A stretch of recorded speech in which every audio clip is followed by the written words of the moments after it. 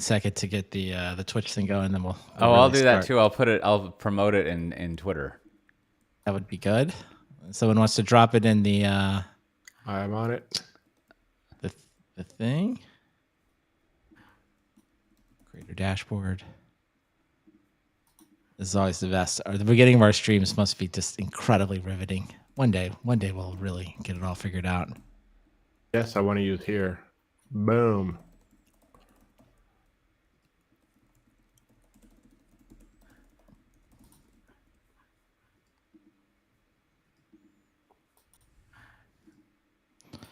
All right, we are here. All right, did we put it? All right, good. All right, Cote, since we have to get out of here quick today, we'll do 40 minutes or 50 minutes, super tight. I'm ready to start whenever you are. So we need to end at the top of the hour. No, wait, that doesn't make sense. We need to end at if it's 10:42 right. The bottom of the hour. If it's 10:42 right now, we need to end at by 11:30. 11:30. Okay. Bottom of the hour. Bottom of the hour. I don't the know next what hour. That because that's where the hand's pointing. Is that like some sports stuff about bottoms and tops? No. It's just about clocks. It's just about clocks. It's like an analog clock. That explains it. I remember when the analog clock came out in my education, I was just like, nope, not having it. It's like you're not going to bother like learning it. I think that's the difference in age between you and me, Cote. My sounds like a middle schooler. Clocks. Just sounds like something a middle schooler coming with, or like not a middle school, elementary school. Nope, I'm just out on this. I'm not going to learn this. Yeah, no, I'm digital. I'm a digital native. I'm not learning the clock. I'm an analog clock native. When I was first introduced to the analog clock, I think that was my assessment was just this is not for me. I'm going to prioritize other things. We have a digital clock that is just the numbers. You look at an analog clock, and then basically, maybe not in your mind, but in my mind, I just convert it to numbers. So why go the extra step? And that was that was my first lesson in a programmer's mentality. Why means you're always European. And then you're like, and I'll need a philosophy degree to go with it. That's right. But you're always. This is like you're sort of always been European at heart, right? With because they do 24-hour clocks, right? 24-hour time. Well, that is my compromise. Now you would think this would mean that there's the inefficiency of AM and PM, but you hate that too, right? I don't like the military time. I'm not into that. That's just I find it very because here's what happens in my mind is every time I see 15, I have to subtract 12. So why doesn't it just do that for me? Time. Yeah. Like time's always making me do extra work. All right. Well, having said all that, we can officially begin whenever you're ready. Oh, I thought maybe that would be a good opening. I know that would be a good cold opening, but we had we had a lot of crosstalk editing. Right. So I don't know. I tried to find a whatever. I thought it was good. I think it was, but I wasn't ready, so I'm sorry. That's fine. That's fine. You have to do a little extra work this week. That'll be a good post. That'll be a good post show kind of thing, after show. Okay. All right. Good. Say the digital clock native. Well, now podcasting is an audio, if that's the right word, not a visual medium. But everyone does a lot of videos nowadays, and I wanted to bring up, I'm always trying a new configuration, and I think people listening will know what we're talking about without seeing it. But I want to raise a topic that I think y'all can help me solve is like, where do I need to be looking, and how do I need to be feeling when I'm doing video stuff, right? Like I feel like. It's very rare. I'm not going to be one of these people who gets like a teleprompter and figures that situation out, right? That would be dope. Yeah, it seems complicated though, because the way you do the teleprompter thing is you put like an iPhone or an iPad in there, and then you've got to call into Zoom on your iPad. But then if you want to share your screen, you're calling into another Zoom from your desktop. It's just like ridiculous, right? Maybe there's some stuff to do, and I'll like whatever. And so, consequently, people very rarely look directly into the camera, and that's always been, when I'm a creator making content, like I'm right now looking into the camera at you two, but like it disturbs me. Disturbs is the wrong word. It's aesthetically displeasing when I'm not looking into the camera and I catch myself. But I've been trying to sort out because it's just impossible to do that, right? And what I've realized is when I watch the Minecraft yellers and other people, they're not looking into the camera. So the professionals, the ones who are getting the money out there, they often set the camera up almost so that it's like looking down on one side of their face. Like there's a 45-degree angle going to their cheekbone, and then they're looking directly at the screen. And so the question that I have for you two is that the best practice for camera placement when you're doing things?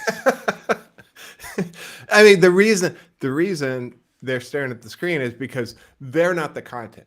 The content on the screen, they are the commentators of the screen content. You, in this case, Cote, you are the content, right? Your big head in my screen that's what I'm here for. I'm not here to like watch whatever you're showing on a screen. If you were doing a presentation, like, okay, then maybe you go to 3/4 view or whatever.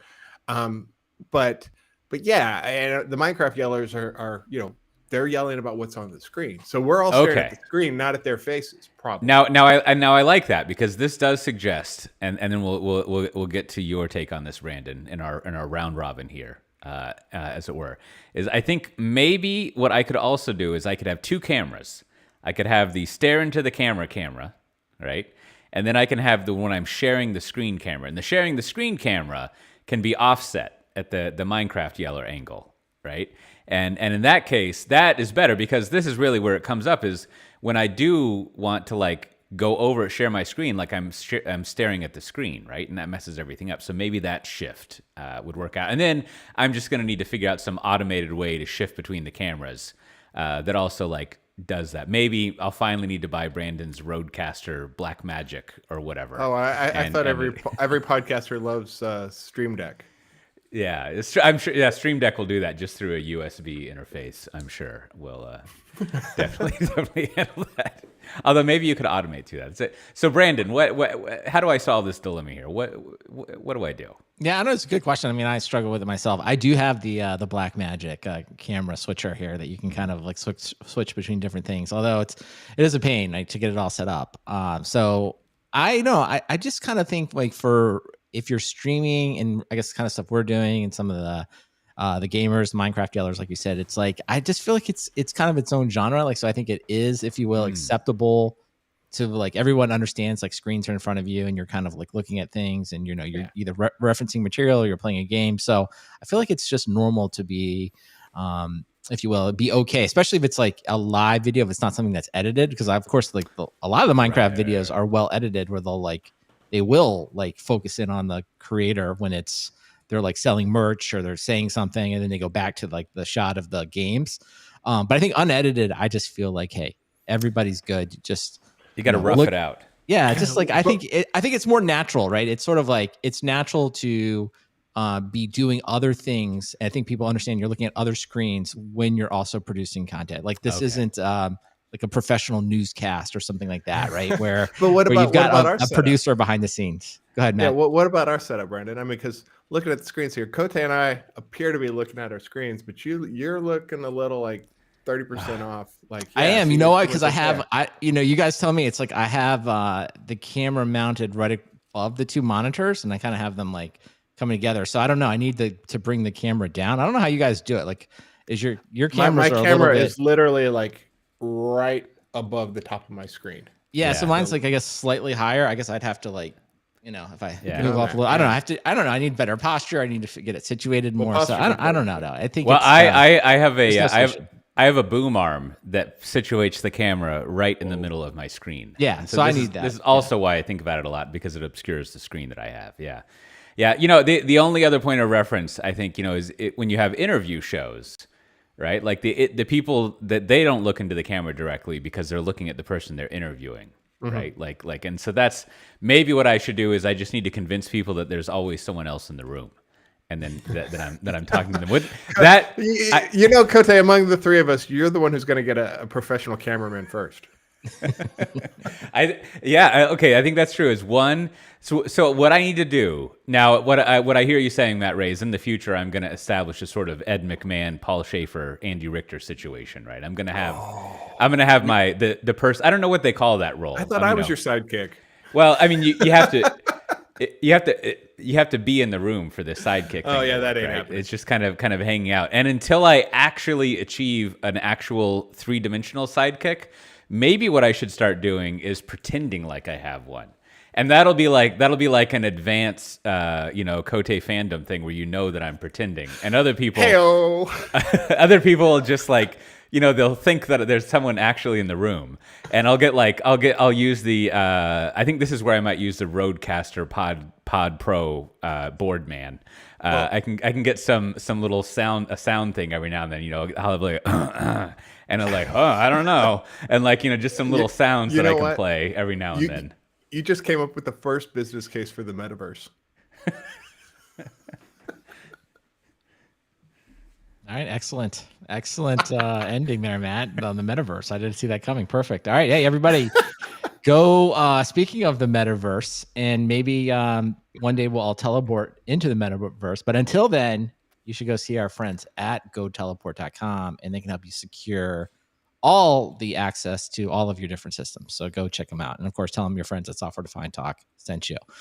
I keep meaning to set that up.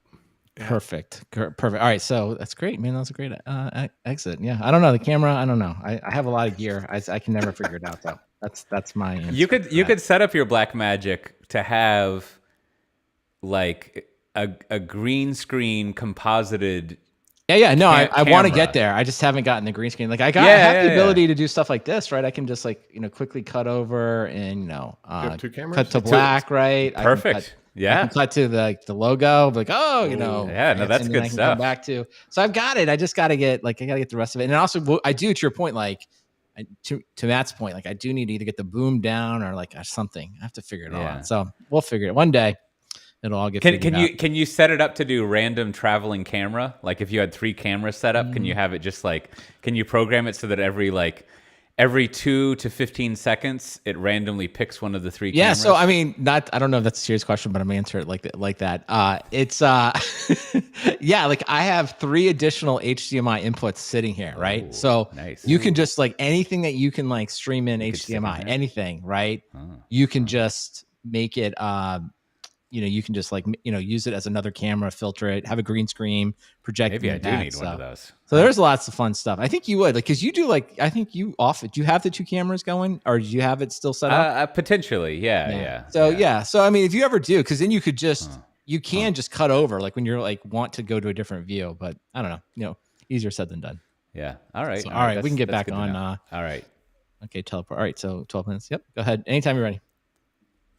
Well, all of the public cloud numbers are out. Their revenue, their quarterly stuff. It looks like now. I have not done a deep analysis, but as I think you're the big fan of the Cloud of Judgment newsletter blog in your email inbox, as it were, Brandon.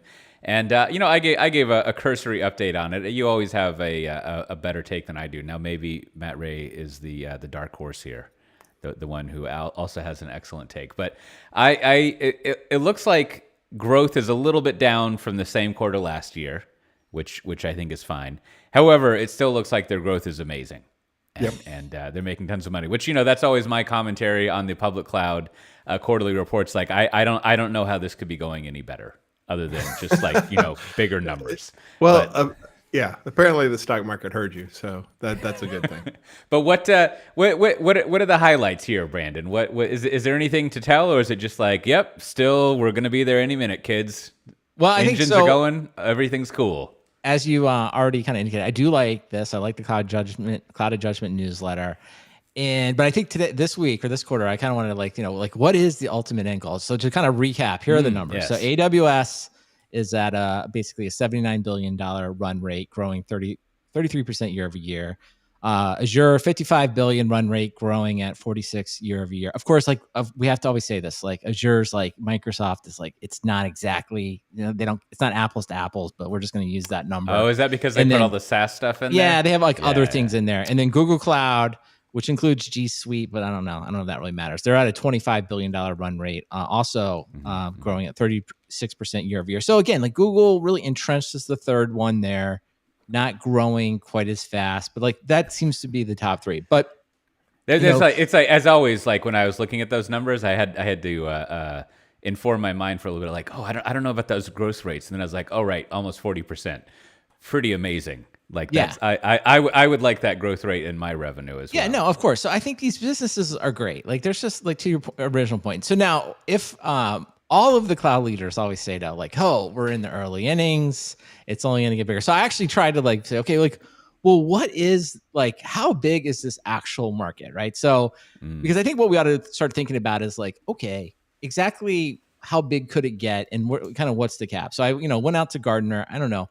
I have my issues always with the Gartner forecast, but in lieu of nothing else, and this link is in the show notes. They basically forecast that worldwide IT spending for everything is $4.5 trillion, right?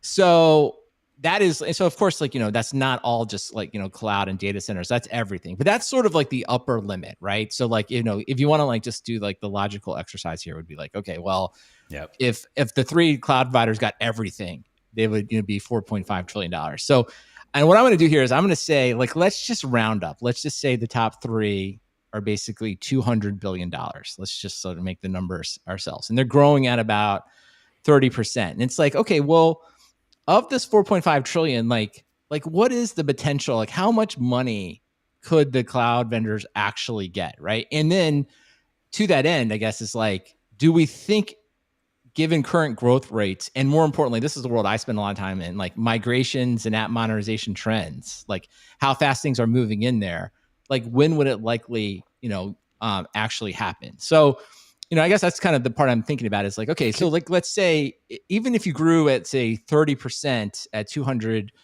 billion, it's still going to take you a while to get to even 400 billion. It's going to take, let's say, 4 or 5 years, right? So just to like wrap this up and just say, it's like, okay, but technology will keep moving along, right? So 5 or 10 years, it's like, I think, the cloud leaders always want us to lead us to believe it's like, it's going to be 2 trillion is the ultimate market cap. But I just think it's going to take so long that there'll be new technology, new things will actually happen that will probably prevent these legacy vendors, or not even legacy, prevent the clouds from ever getting this enormous. I guess is what I've been thinking about. Like, just how big could it possibly get? So Matt, it sounds like you have some thoughts here. Well, two things. First of like, if I'm not a statistician, but I took a math class, and if you take the each quarter they're reporting, oh, we only had 33%, oh, we only had 32%. Well, if you just graph that, right, is there some like curve that shows like this is when they stop growing, and 2036 they hit zero, and like, do they all converge at 2 trillion? Is that like an accepted number that they all kind of came up with, or am I missing something? I mean, obviously it's a lot more complicated than that. I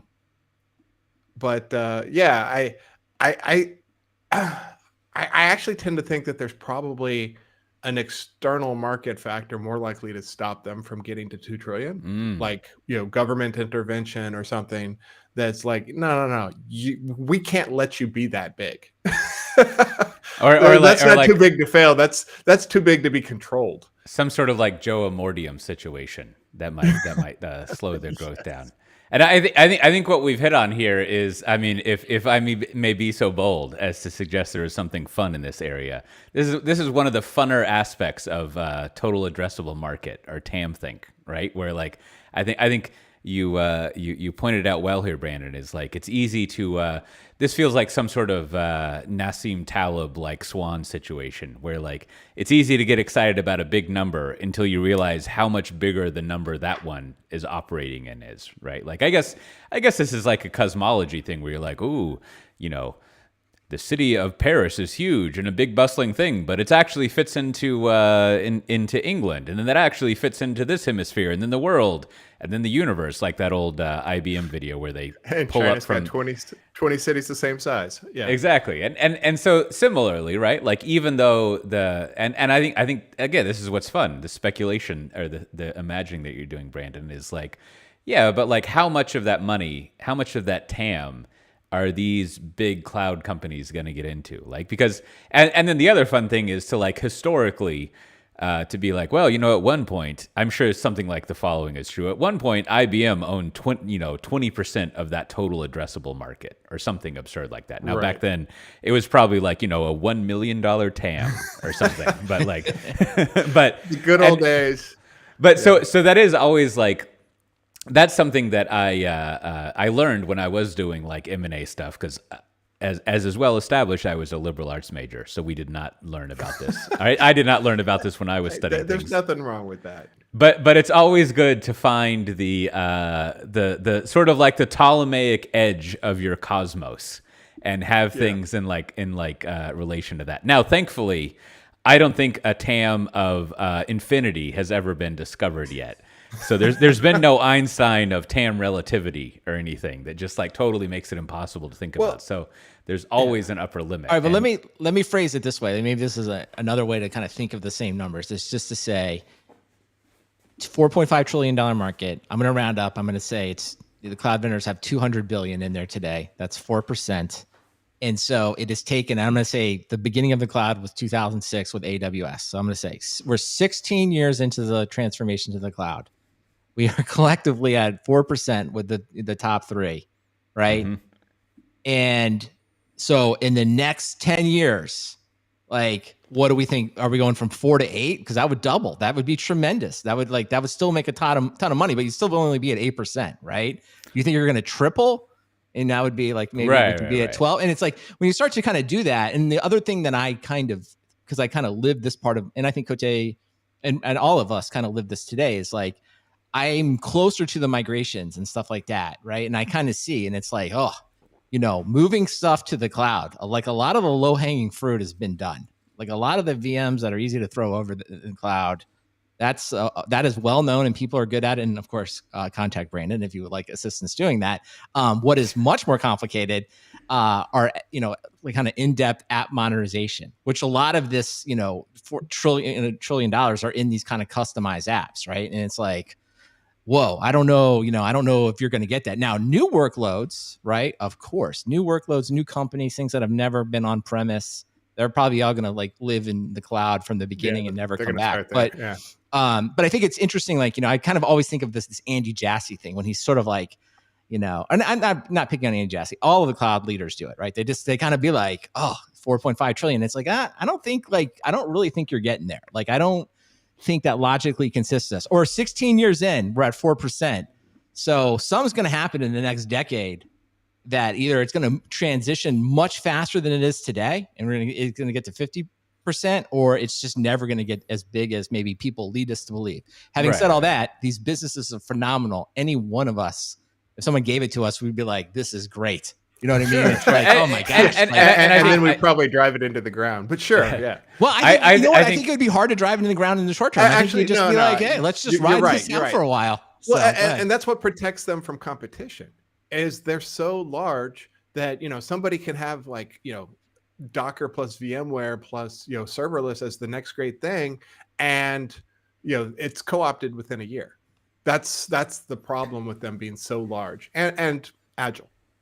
Yeah. So I have three thoughts. We'll see if I get to them. And the first one is like, I think joining on to what you two were saying, like, I think the non-snarky cynical thing to do with this, being aware of the total addressable market, the TAM, is to use it as a way to not get too obsessed with one part of a bigger market, right? So like, everyone's obsessed with public cloud and these numbers, and like probably a little bit to your chagrin, Brandon, a lot of people aren't covering like the thrilling market of application modernization. That doesn't consume like a dedicated Bloomberg article that gets linked to by Matt Levine and Ben Thompson isn't talking on the Dithering podcast about like, ooh, that app modernization, what a humdinger, that's going on there. So like, it's good to like use this kind of like sub-TAM thinking to realize all the other segments that are out there. Now, two, I think. I don't know how far down on the list this would be, but it would be something fun to do that if I had infinite time, I would eventually get to do, is like a model that would be fun. Maybe you can get your friend, your cloudy judgment friend to do this, and I guess if you were like a financial analyst, this is how you would do your pricing it into the share price sort of stuff, is at some point you have to model what is the max amount of revenue that these public cloud companies can have, like, and how many years is it going to take, right? And that's the end point, right? And it's just like, this is one of the fun things about TAM, is just sort of like making this shit up when you're doing like strategy stuff. And like, there's lots of rules of thumbs, like I think, and that you can derive, and like the rules of thumbs can be like, I don't know, no one ever historically has more than 15% share of TAM. Like, it just doesn't happen, right? Like, so you can kind of like come up with a rule of thumb like that. So then the next move, so what you say there is you say like, so if there's going to be 3 top people there, let's just say they're each going to have 15, and we'll do some Monte Carlo shit when we want to get fancy, but they're just going to each have like 15% share when they've maxed out, and then everyone else has the rest. So then the next step that you have to do is like, I'm assuming the 4.5 trillion TAM is Gartner's all-in IT spend, which includes hardware, software, services, the mysterious telco category, and like all of these things. So then the next thing you have to do is carve back that TAM to just what the clouds are currently offering, right? So and then your spreadsheet will pop out like, oh, by the year 2030X, they'll have tapped out their TAM. Growth will go to 0, right? And then their stock will tank. I mean, or whatever, right? So therefore, we know what this company will be worth when growth is 0, so we can kind of price that in, and that's our expectations. So that's enjoyable to do if you're into that kind of thing. And then, but then I think what's fun to do if you're into wild strategy speculation is to be like, all right, well, obviously, no company wants to get to 0% growth, right? So they want to maintain, double-digit growth as much as possible, because like once it starts falling, as many companies have shown, your share price goes down because it turns out these models aren't that sophisticated. No one's ever like, well, back when the share price was going gangbusters and it had 33% year-over-year growth, it was awesome, and so the share price is totally the same now as it was last quarter because we planned this all out and it's priced appropriately. No, the share tanks, right? Like when growth like accelerates down because the financial analysts actually aren't doing that great of a job with that kind of thing or something. I don't know what's going on there. I get upset about how many types of screwdrivers there are. So what do I know? But hey, I don't know how to invest in the stock market, but things have been up the last week, so I'm happy. Yeah, it's great. I love it. Anyways, I got to buy stuff to put my screwdrivers in. So the virtuous cycle is going well. But so then the next thing that you do, and this is where the speculation gets to be fun, is like, well, so as this company increases, like tapping out its TAM, TTAM maybe, come up with some funny phrase for that. Like they're obviously going to need to expand into markets, right? And then you've pointed out over and over again, the logical thing is like at some point, even though most high growth tech companies really do not want to be in services because it ruins the spreadsheet with the margins that you have when you're selling people, basically, or selling you need a lot of time. headcount.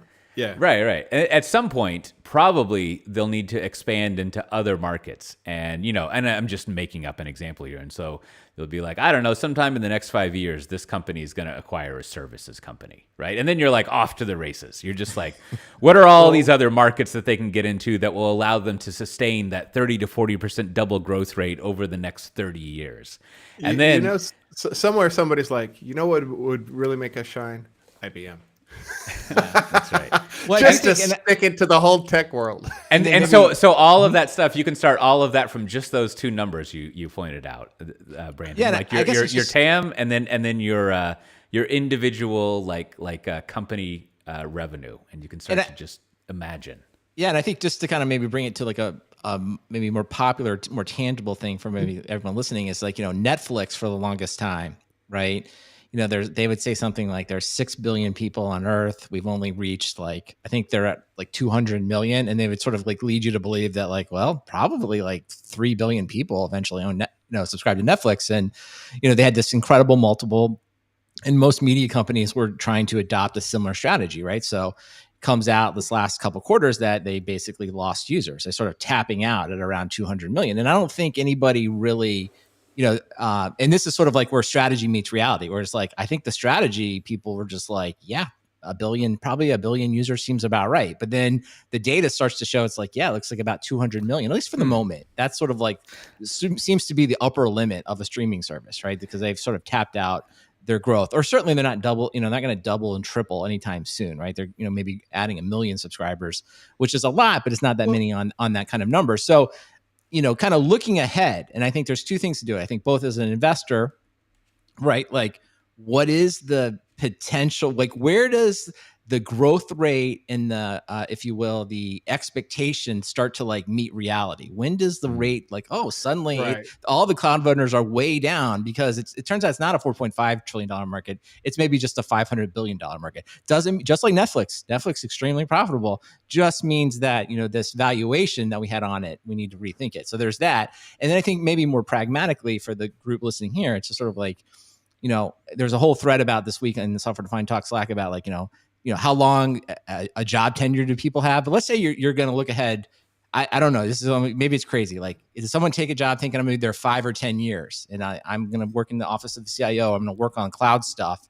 Like, if you're thinking about that, I think you ought to think about like, okay, well, just how much stuff is really going to move into the cloud that they're currently managing in this next 10-year period. Yes, everybody is going to tell me everything will be in the cloud, but I really just care about these next 10 years. So if you say 4% of this stuff is in the cloud right now, maybe when you're meeting with your manager, you say like, maybe if we get 30% of our world in the cloud, we're doing pretty well. Or maybe you do have a more radical strategy, but you acknowledge that like, wow, we're going to be doing it a lot faster than other people. Like Capital One is a good example of like, they're 100%. And I think AWS, at least they say that now, but that's very unusual, right? Like Bank of America isn't there like that, right? So that would just sort of like be a way to think about you plotting out your career in 5 years, what's reasonable. And more importantly, what kind of like company? Are we a true outlier, a Cap One? Or are we going to be more in the middle where we're managing a lot of, internal and external IT, which may be just helpful, I think, to think of it that way.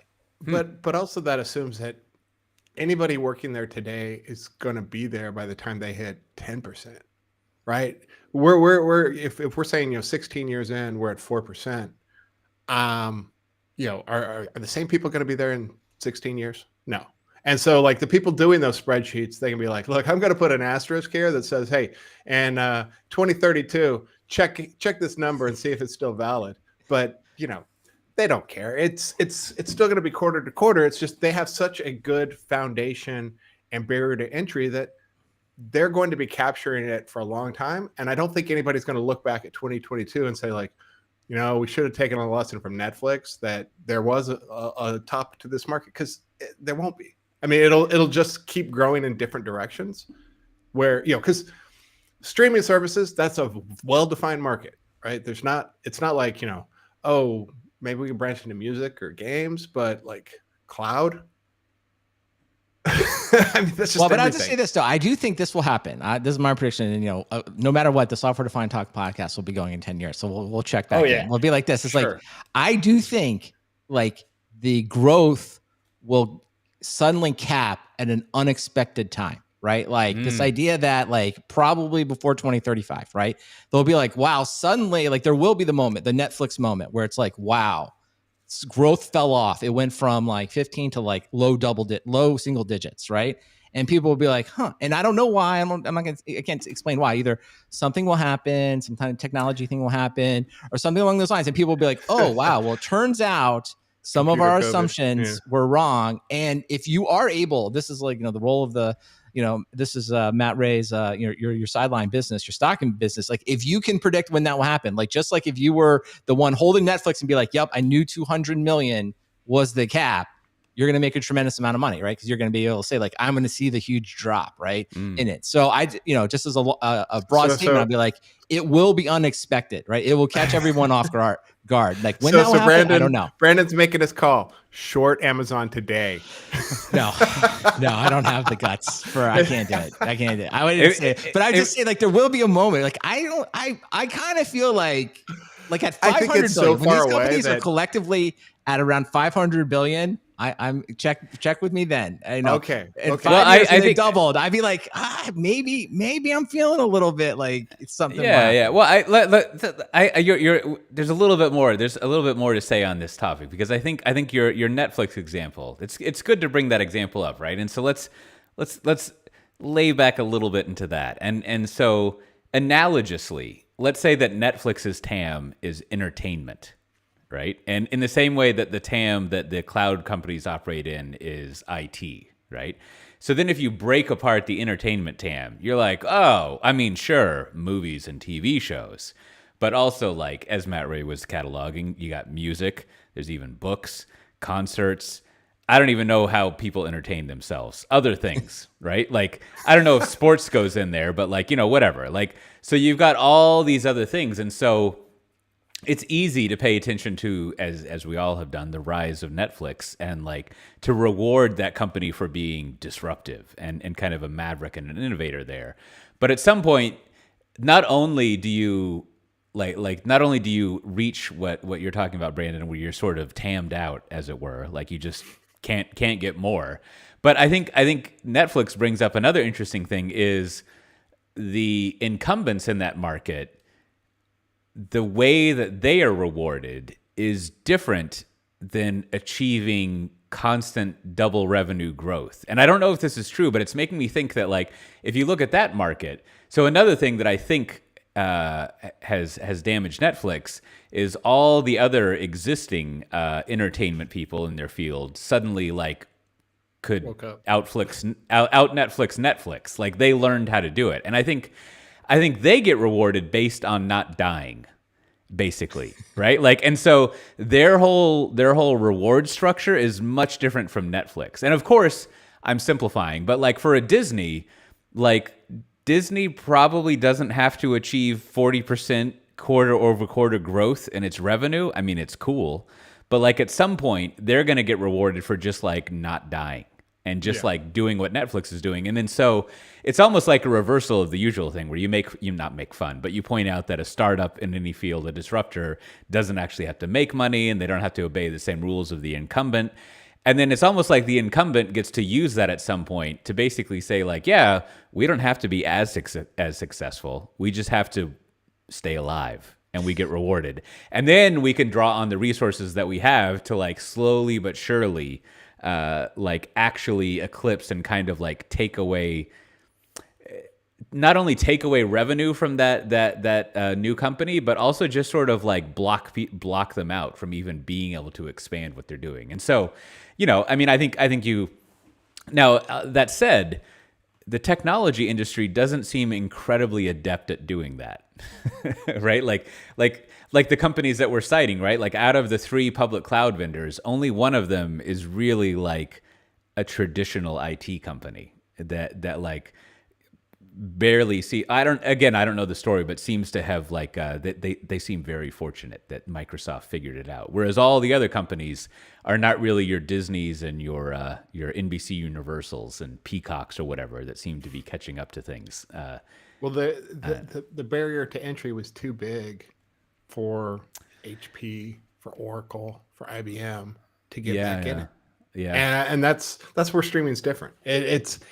It's relatively cheap to get in and get out, but I mean, I get and for then also someone to make headway in public cloud, we're talking. It's just such a financial moat that. And in theory, also your IP protection is a lot better, right? Like, I mean, I don't know though. Like, is there really a difference between all the like true crime shows on Netflix versus the true crime shows on the other things? I mean, is that just an instance of like renaming MongoDB and like doing the same thing? Like, it's hard to tell between them. But I mean, if you actually want a name brand thing in entertainment, like it's highly illegal to copy it versus like, a file system or whatever, or networking. Like there's not a standard for, I guess, again, there kind of is a standard for a police procedural or a sitcom comedy. Like, I don't know. I'm confused. Yeah. So, I mean, as we think about it though, and to your point about like, okay, well, how do you compete? And there was an article this week about, how Cloudflare emerged to take on AWS, Azure, and GCP. And I thought this was interesting too, right? Is that, we talked a lot about serverless. Certainly, Matt, you spent some time in that area, but it was interesting to kind of read this article about like, well, where would potential competition come from? And Cloudflare sort of has this, and there was a really nice kind of thread on this in the Software Defined Talk Slack about that.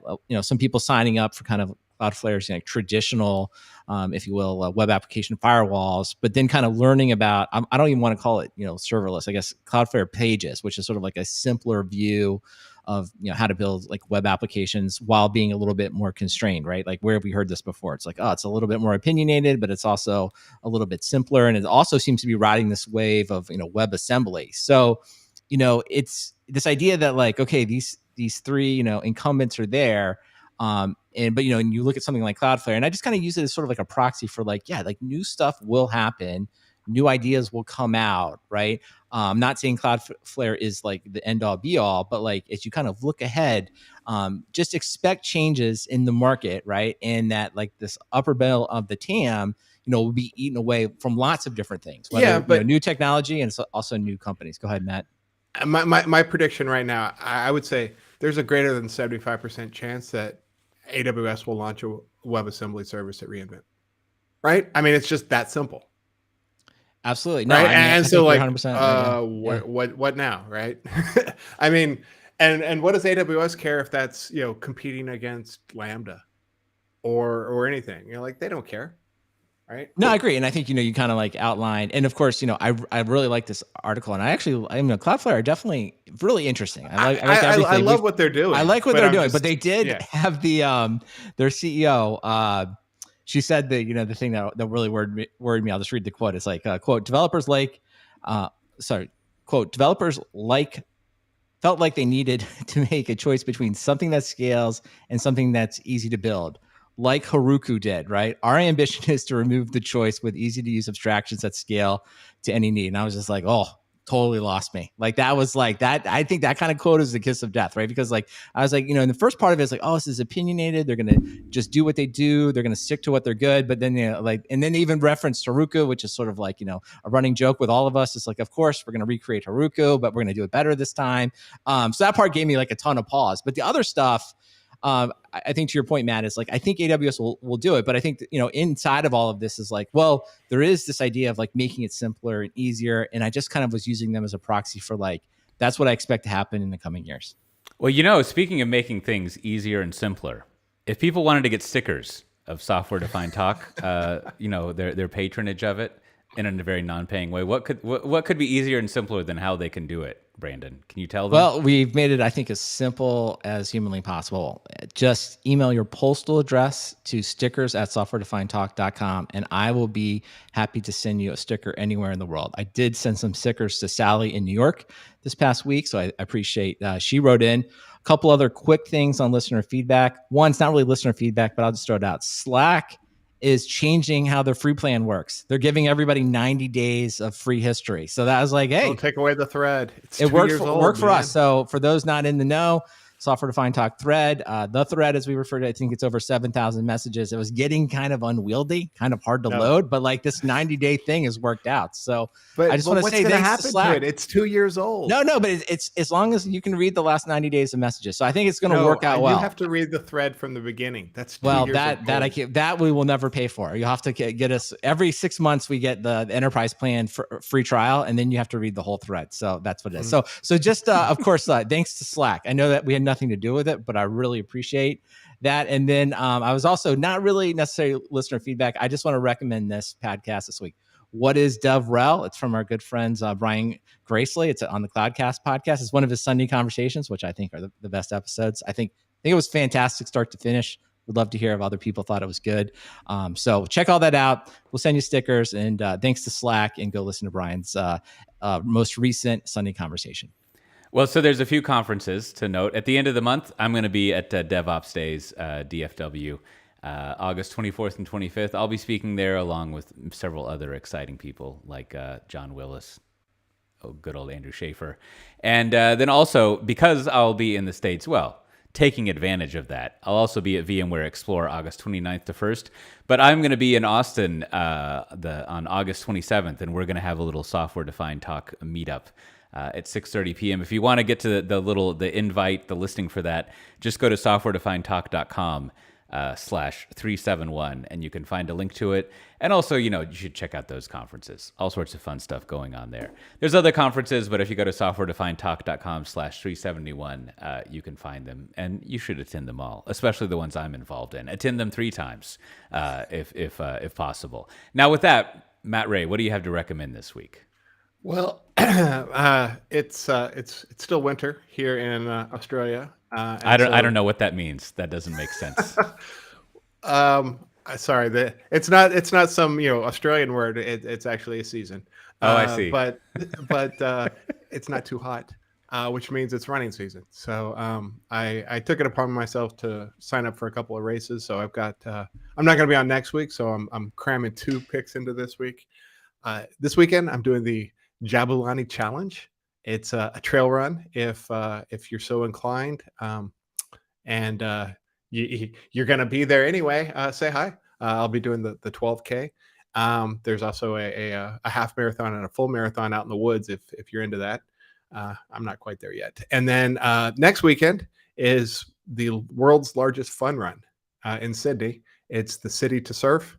Starts downtown Sydney, ends up at Bondi. It's 14K. So if, again, 60,000 people are going to be there, maybe you're a Software Defined Talk listener, find me and we'll run together. See you there.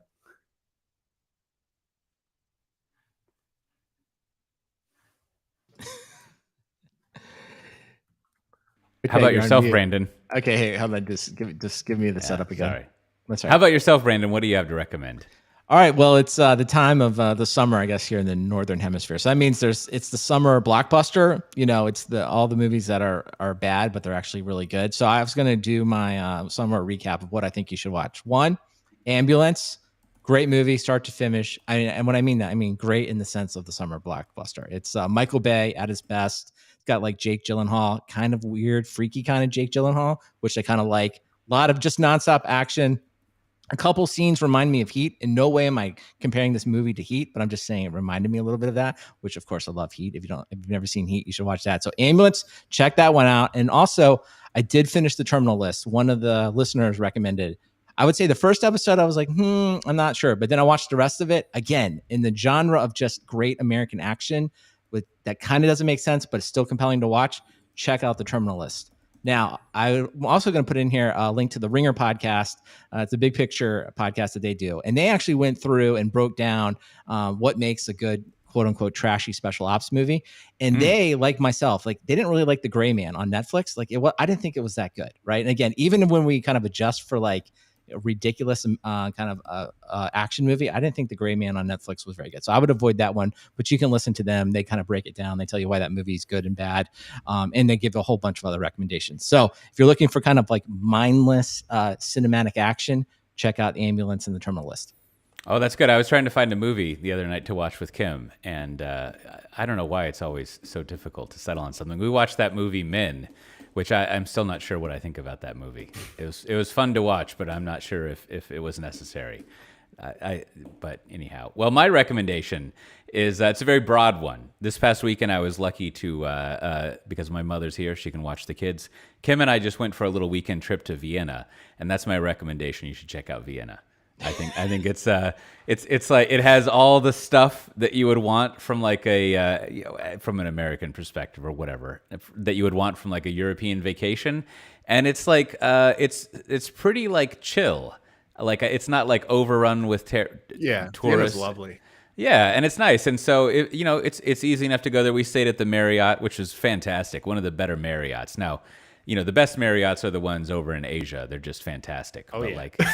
but this one was good. Now, I have to say that their lounge, the M Club, a little weird. They need to figure out what's going on. First, it doesn't open until 4 p.m. I don't know what's up with that. So it doesn't serve breakfast. All the breakfast is included if you have status.